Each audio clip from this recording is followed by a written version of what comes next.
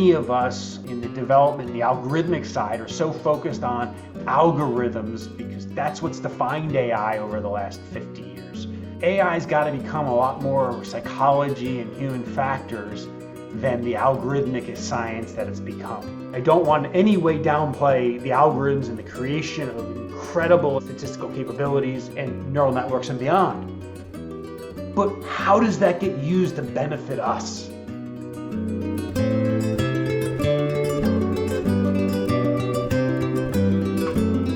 Hi, my name is Junko Yoshida. I'm the editor-in-chief of Junko's Tech Probe, and also I'm the host of Junko's Talk to Us.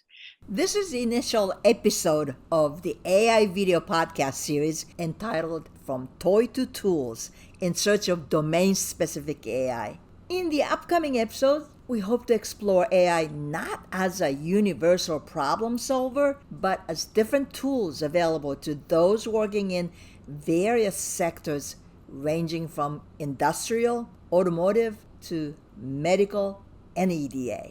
First, I wanted to have Bryan Reimer on this podcast to be the opening keynote speaker of this series. Let me introduce Bryan Reimer, research scientist at the MIT Center for Transportation and MIT ACE Lab. Hi, Bryan. Hi, Junko. Today, we are talking to Bryan Reimer with Ron Wilson. Ron Wilson is a technology editor working with me for Junko's Talk to Us. He has been my longtime friend, but also he has been this kind of my go-to person when I don't really understand what's behind the technology. Hi, Ron. Hello. I've known Bryan for several years, and on one hand, I was thinking that I'm getting sick and tired of hearing people hyping AI, but at the same time, I thought maybe Bryan can bring me to the earth. And when I approached him, he disclosed that he's just about to finish writing a new book. So Ron and I read a manuscript of Bryan's upcoming book. Really, this is where our mutual interest converged. Tell me about the book and what motivated you to write this book. So, Junko, the title of the book is How to Make AI Useful, Moving Beyond the Hype to Real Progress in Business, Society, and Life. It's co-authored with a Swedish futurist, Magnus Lindqvist, that I met about a year ago, where over a dinner conversation at an event in Lisbon, Portugal, we began to talk about some of our feelings around the hype cycle around AI, and really thinking about some of the parallels between AI and the hype cycle there and self-driving cars, which I've worked in for over a decade now. We've dream of machines solving things for humans, and the fact that cars are going to drive themselves and we're not going to be involved. AI is going to reach this penultimum of artificial general intelligence. But these tools don't seem to play out pragmatically the way the dreamers would love. And well, we sit and see robo-taxis out there today serving a market. The business case per se, still eludes me. Can we actually drive a positive revenue from some of the implementations and embodiment of automation in vehicles? Big open question for me. I've long been a supporter of using the automation to assist us. So how do we move from all this hype of how AI is going to solve the world or create new problems or transcend equity to thinking about how do we use AI to make us a little better? Yeah. I think that's the question at hand. I was thinking about this last night and writing about AI. The more and more I write about it, I realize this is really about learning about humans, because how we interact with the machine and how the machine, you said machine can assist us, but where's the boundaries? How do you allocate the task? Who is doing what? So this so-called partnership between AI and human is becoming increasingly important, but a lot of us really don't know where the line lies. So tell me about that. I don't think anybody knows where the line lies. But I think that the context of there is aspects that technology and AI more broadly can help us with as humans, but humans are incredibly good at decisions with incomplete information. And, where do we want to trust something? Where do we want, whether that's AI generated or that's human generated? Look, humans hallucinate. Why wouldn't you expect AI to? AI systems are built by humans for humans. So, a little judgment. Does this appear to be truthful? Does this seem realistic? No difference than when you have a dinner conversation with a friend and they're telling you a story. Do I want to believe this or not? You just have a tendency to trust a lifelong friend a little differently. Now, we'll begin to trust AI like that, and many of us overtrust lifelong friends, and many of us will overtrust the AI. But that doesn't mean there is not a role in the ability to advance each and every one of us, to make us better humans in the process. A big question, one raised in the book, is will we let AI change us? Are we as humans willing to change a little bit to enable the AI to support us in new and unique ways to make us better humans? That's a good question. In 𝘔𝘢𝘬𝘕, much like you build and evolve trust over time, I think we're going to begin to trust the AI systems more and more. The key is, however, always having a healthy degree of skepticism. AI is very much an artificial individual with all the positives and negatives that come with different people in our lives. Yeah. It can support us, it can help us, it can enable us, it can make us better.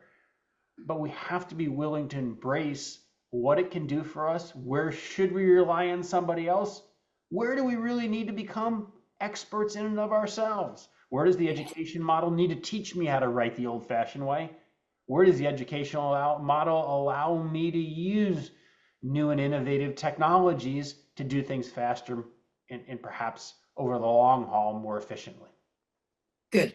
All right. So that's a good segue to ask you, what are the things you think AI really excels? So an area that AI excels at that I'm fascinated with is its ability to synthesize large amounts of information.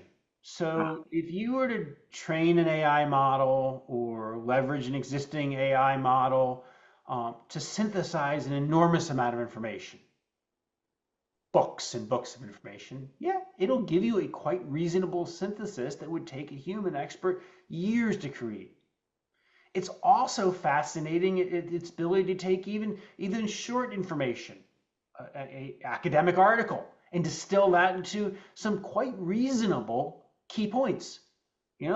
Understanding complex information sometimes requires going to a colleague, a trusted colleague. Here's what I think of this. What do you think about this?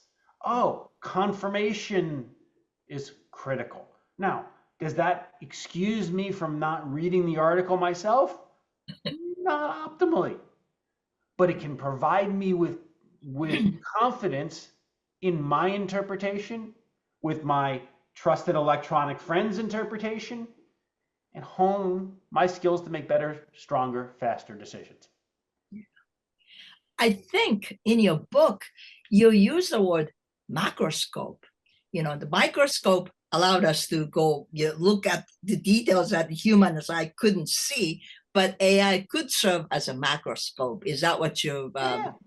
And again, it's not that we can't see these details. It would just take years to find the details, to understand them. And in many senses, we as humans are not perfect. We forget about attributes. We don't prioritize attributes. I'm not saying that the AI should replace us. It just provides another strong sounding board that's not perfect. It's incomplete. But when you pair human expertise together with computational expertise, I think we end up as better humans. I would like you to give us a few surprising examples of how AI has been proven to be effective first. And then we want to go backwards, how humans have been responding to that. Can you give me a few examples? First, I think we got to be clear here. When we talk about AI, technically AI is really a set of algorithms and computational techniques.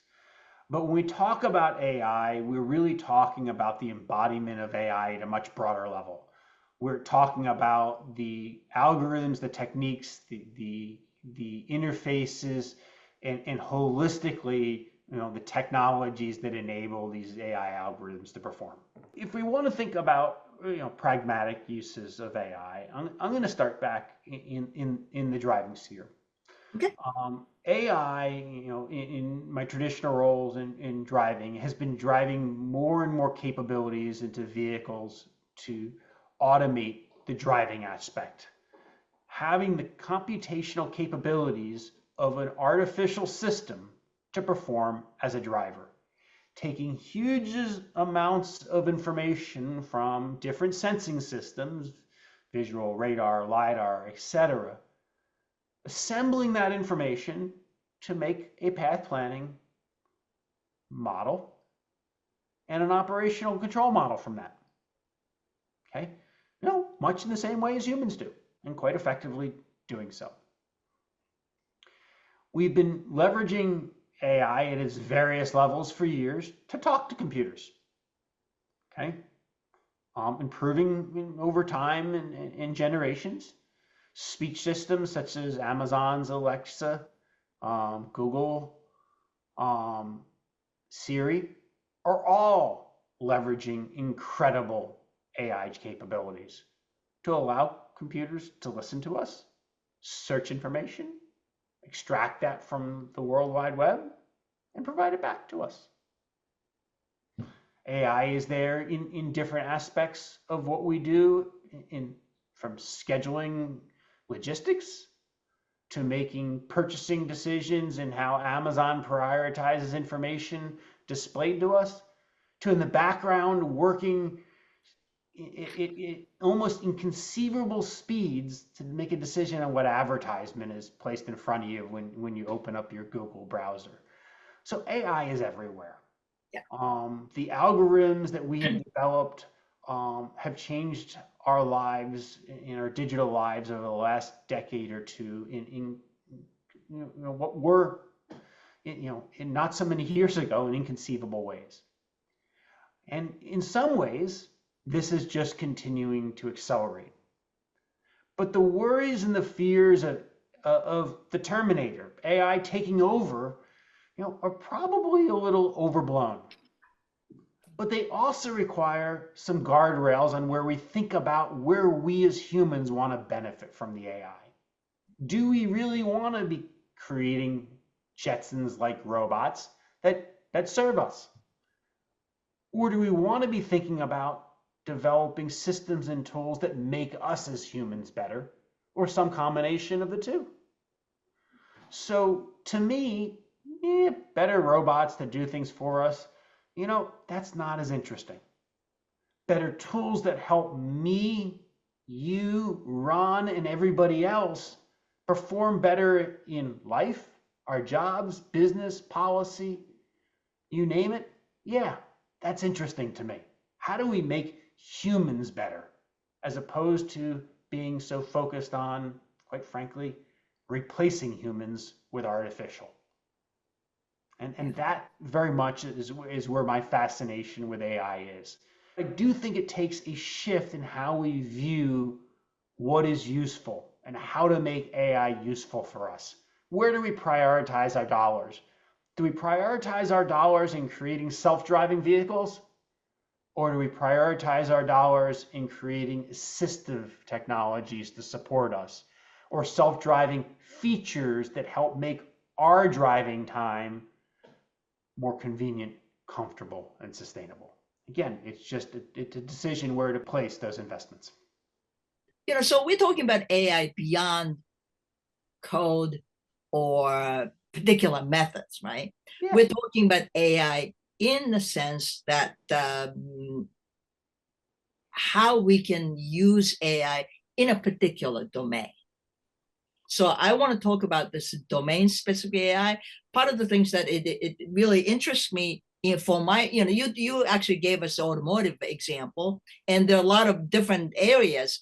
The problem is most AI experts or so-called the innovators of AI models are not necessarily domain experts. And most of us who are in the automotive industry or the medical industry, they're not AI experts, right? To make us better in a certain domain, what AI needs to do to help me and what me as a human needs to choose how to use AI. So look, the current hype cycle in AI is all about large language models. And here we are recording this episode that'll air in a few weeks. And I venture to guess that large language models a few weeks from now will still be the hot topic, but they're not going to be forever. Much like deep neural networks a few years ago were in vogue, large language models will not remain in vogue forever. We're moving towards a world where smaller, more efficient models that can be run on devices or in small, in computational environments are likely to become pivotal. Where we can optimize the characteristics of the model for a specific domain, area, or decision. So, let me think about it this way. We all have to go to doctors at certain points in time in our lives for medical advice. Is a AI agent likely to be above or below average in terms of the skill of a doctor? Today, an AI agent is probably going to be better than the average doctor. Now, we all hope that we are going to see an extremely above average educated doctor that's at the 85th Right. percentile or better, because quite frankly, 85% of us are better than average drivers. But So we the think. reality is that, what? The AI engine's probably just as good, if not better, than the average doctor at making a diagnosis. That means that's right 50% of the time and it's wrong 50% of the time, right? Okay. Now, but an average doctor supported by AI is likely to be in the position. Now, I'm not saying we're capable of supporting this doctor today, but I think if we think down the right avenues, we will. It's likely to be in a better position to make an even better decision tomorrow. So, okay, I've run a bunch of tests based upon all of my expertise. The AI system examines my medical record. It says, but did you think about this? I know it's only a 1% chance. It's not necessarily often on the top of the textbooks. Back to the doctor. It's the doctor's decision at the end of the day, because a little human judgment is probably the right decider. But here are the other alternatives or other perspectives, and much like a doctor would call a specialist and say, hey, here's what I did, here's what I found, I'm looking for advice. Okay. Do they really need that specialist? No, they need somebody else to talk through the problem with. Okay. Well, at other times you do need to call the specialist, and prioritizing those human-like decisions are critical. But playing the probabilities with the human's ability to make decisions in the gray is likely to provide us a better decision. Now, again, decision support versus decision replacement. I still need to make some of my own decisions, but augmenting those with better support, that's where I'd like to see the world moving. In that physician and patient scenario, can you make any generalizations about what tasks the AI system is likely to be better at and which tasks the human is likely to be better at, so that we could sort of search for an interface? Ron, I can't. I'm not an expert in medical decision making.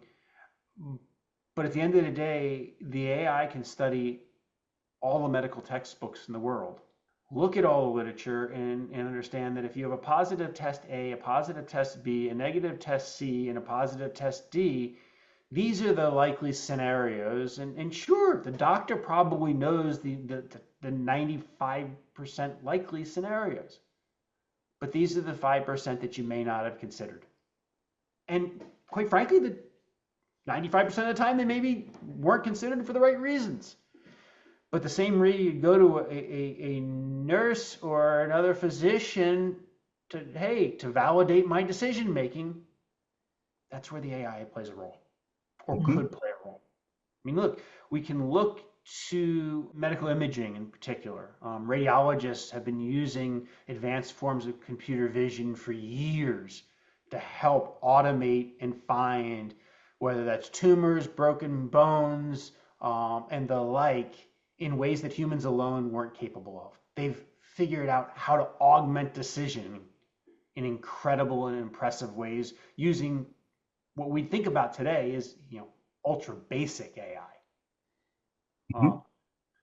And that augmented decision has produced a system that provides more robust and more reliability. Probably the area of medicine with computational systems that's studied among the most.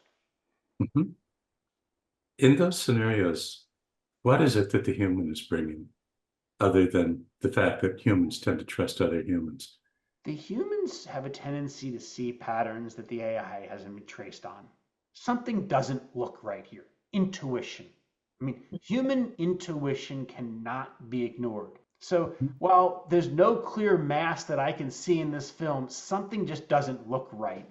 We need to look at this and think about this more. Humans have that capability that we just haven't been able to create in algorithms and automation at this point. Will we someday? Maybe. Do we want to? Is that the best focus of our investment? Maybe not. Maybe I'm wrong. But at the end of the day, we've all walked into an environment that said something doesn't feel right.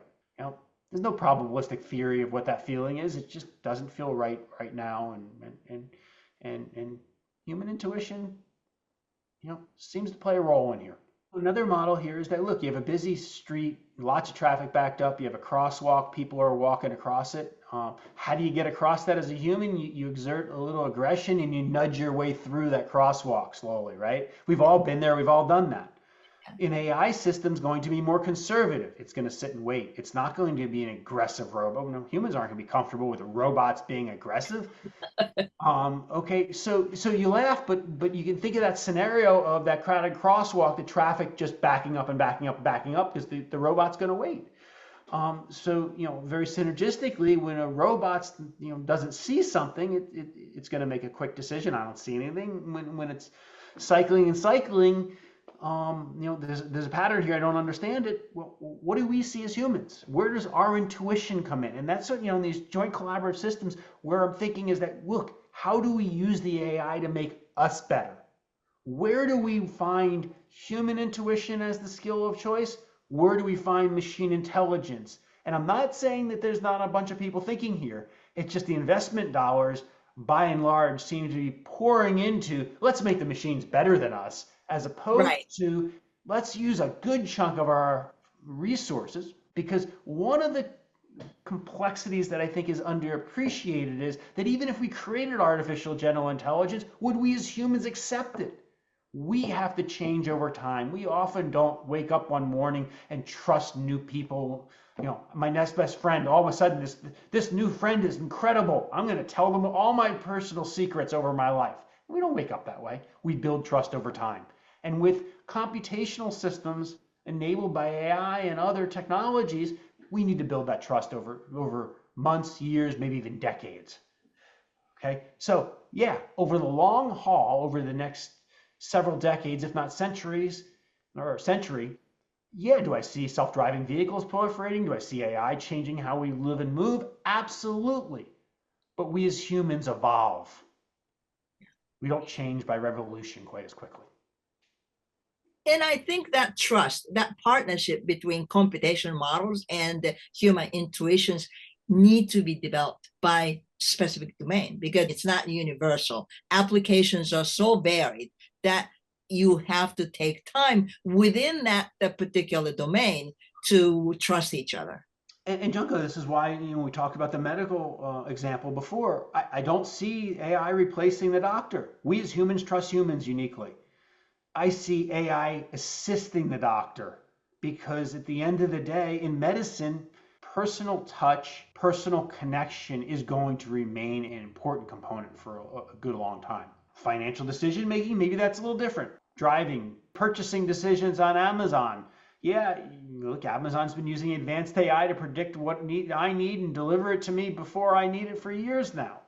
Making suggestions. Do more of us trust that quite frankly, the olive oil will appear in my cabinet automatically, and that's just something I don't have to worry about anymore.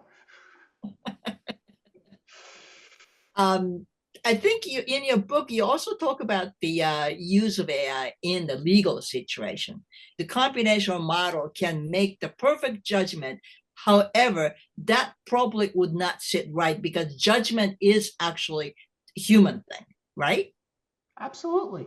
Yeah. But on the other hand, you need a new power of attorney or a new will. Look, lawyers have been copying and pasting this stuff for years. There's no reason an AI attorney can't be filling some of this gap.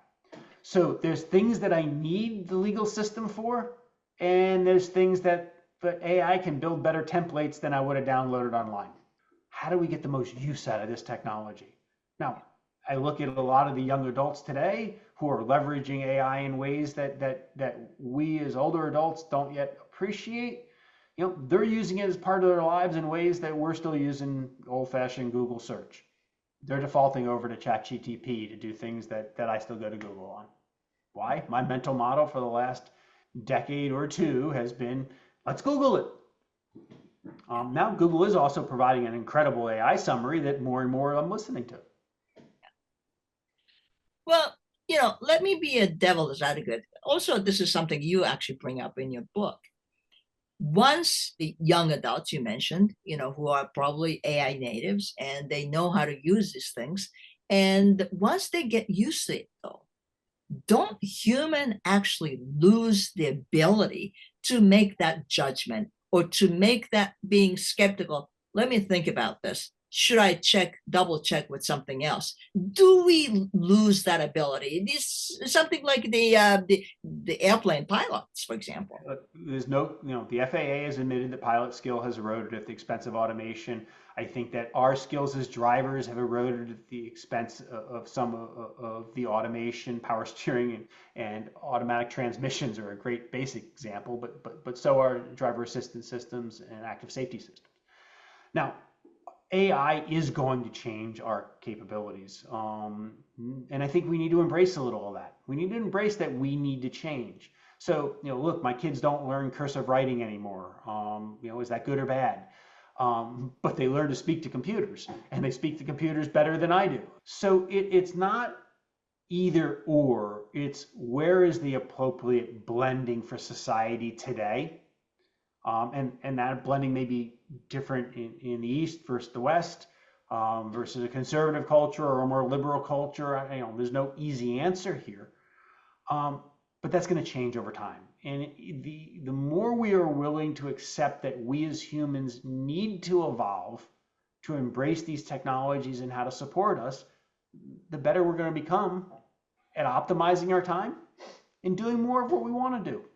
So you're not worried about skill erosion? I am worried about skill erosion. I'm worried about embracing that skill erosion exists and amplifying where are we willing to accept a little skill erosion, but where do we want to grow new skills that would never have been enabled? So yeah, okay, I'm a little worried my kids don't know how to sign their names the old-fashioned way, but I'm awful fascinated by how well they ask Siri and Alexa questions. I wonder if there's an issue here with the motivation of the AI developers.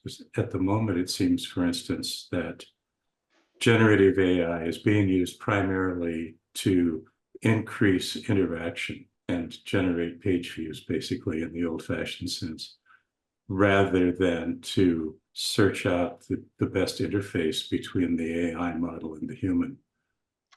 Is there a way to change that so that the motivation of the developer is to find the best collaborative model? Or are we simply going to watch AI take more and more of our time and attention because that's more profitable? Ron, I think you're hitting at a very, very, very important question. And look, why did OpenAI and Altman invest in Johnny Ives? An almost inconceivable amount of money for a small development team. If I had to guess, that human-machine interface and what Ives created around our experience with Apple, in how it became seamless to use these tools and integrate things into our lives that are, are everyday everyday utility today. I think that's where they're thinking. I think too many in the development, the algorithmic side, are so focused on algorithms because that's what's defined AI over the last 50 years. AI's got to become a lot more psychology and human factors than the algorithmic science that it's become.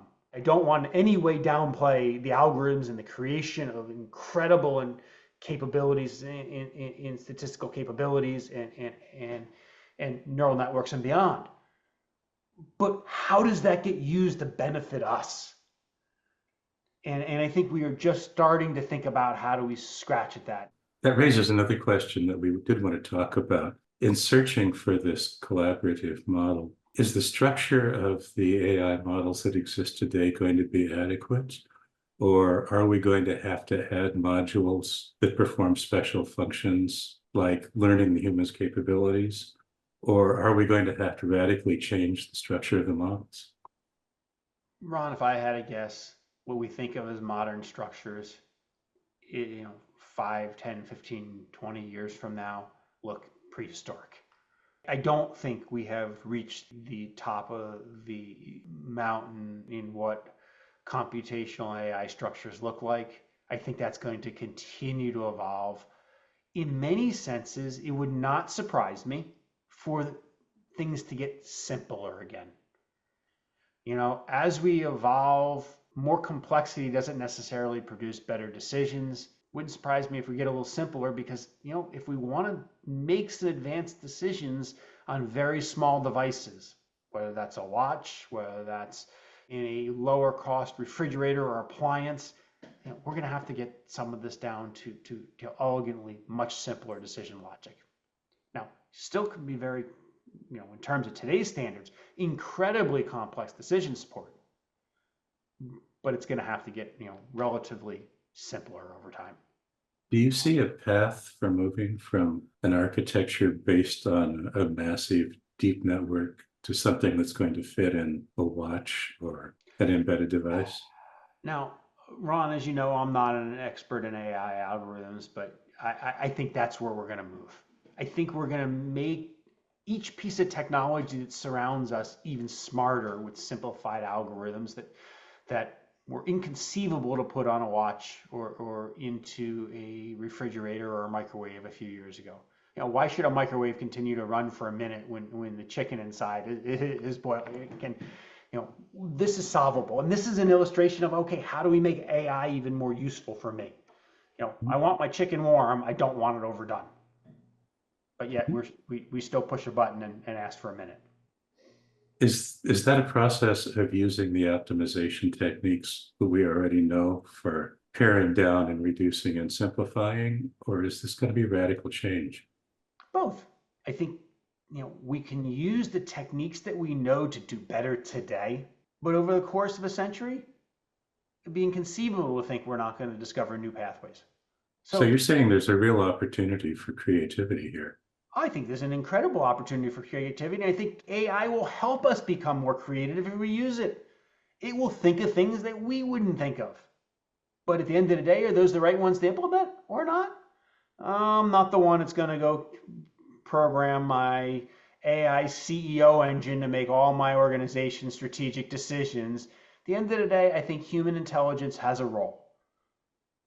Is an AI analyst in my organization a good thing? Probably. But at the end of the day, the AI analyst is just no different than an analytical function I would have had before. One analyst group's telling me this and others this, and someone up at top has to be the ultimate decision maker. This was a very interesting discussion because our discussion is really based on how AI can make us better, right? That's the main thesis here. But in order to do that for different applications, different domains, different fields, what's your advice, Bryan? What us humans need to do to make us better? What should we request AI to do for us? So first of all, I think we need to look at, and fully agree with you, we need to look at the benefit of AI differently in each domain. So if I'm a leader of a hospital system or a pharmaceutical manufacturer or a medical device company, I want to think about, okay, how is AI going to help me in the medical domain? How can it support my employees and my teams at making better decisions there? And that's going to be all different from consumer products to financial services or legal systems or the creation and development of policy. Okay, so where can it help me, and where are humans going to trust, a little computational expertise and a lot of human expertise differently in each of these domains? So AI is my co-author, and I closed the book. Can be our partner. But the degree into which we trust this partner is going to be different in different domains. I think the more we embrace that AI is not going to be us, it's not going to be human. We as humans have strengths and have weaknesses. Why are we trying to replicate humankind with artificial? Right. We already have us. Yeah. There's things about our relationship, Junko and Ron here, that make us us. Yeah. This podcast wouldn't be quite as interesting if there was a computational engine on the other side asking questions. The expressions aren't the same, right? And I'm not saying that won't exist 100 years from now. We may evolve to that, but we're not ready for that today. The same way as I don't think we're ready for AI systems to harm humans. Whether that's a self-driving vehicle or a computational system making advanced decision support in battlefield operations. There's humans throughout the systems. Will we get there? Will we change? Will we evolve? Yes. But it's an evolution, not a revolution of AI in our lives. And I think ChatGPT and Gemini and other large language models are just amplifying the capabilities that we've had in new and unique ways. They're going to change us a little more, and we will keep evolving from this. But these are tools, no different than a hammer or a screwdriver. You still have to pick the right hammer for the type of nail that you're looking to whack into the wall. You wouldn't want a framing hammer to put a delicate finish nail into a piece of trim. You don't need a huge large language model to solve simpler domain specific applications. That's really a good analogy to close the session. But one more thing, Bryan, when is your book coming out? So the book is due out in late October in Europe, in late November here in the States. It's really meant as a fun read for consumers, business, policy. It's not made to be a tech read. So I hope that it's a book that gets people thinking about how technology and AI can make us as humans better, and shifts a little of our thought of investment from better, bigger algorithms to investing in the interfaces of this technology to us, whether that's in driving, health, finance, consumer products, or life in general.